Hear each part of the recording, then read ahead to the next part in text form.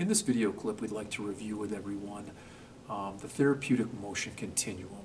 Oftentimes, therapeutic exercise motions begin with gentle, passive range of motion. And as a patient becomes less sore, less swollen, and a little bit stronger, we then oftentimes make the clinical decision to prescribe active assisted training. And that's what we'll demonstrate with this very simple but very important knee extension motion. Okay? This is another exercise that can be prescribed in many different venues of clinical practice. So the exercise looks something like this.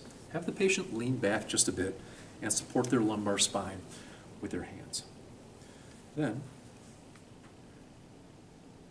begin this movement passively, moving the knee joint from 90 to about 75 degrees.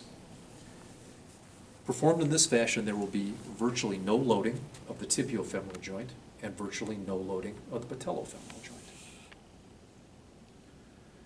As you increase the arc of movement, there will be some loading of the anterior knee joint, namely the patellofemoral joint. But if the movement is kept passive with the opposite, uninvolved, lower extremity, the loading of the patellofemoral joint is minimal. Lean back a little further, and now perform passive range of motion from maybe 30 degrees up to 0, or full extension. Incorporating this range of movement, again, there's virtually no compressive loading at the patellofemoral joint. Looking at a full arc of motion, now I'm going to begin to reduce the contribution of what my left leg is doing.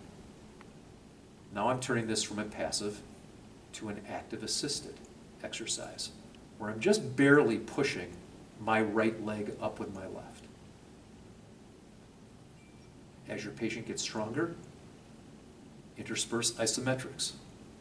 And those isometrics can be done at multiple angles until such time that the patient's built up a nice platform of strength where they can execute this movement actively and then obviously with various forms of resistance as well.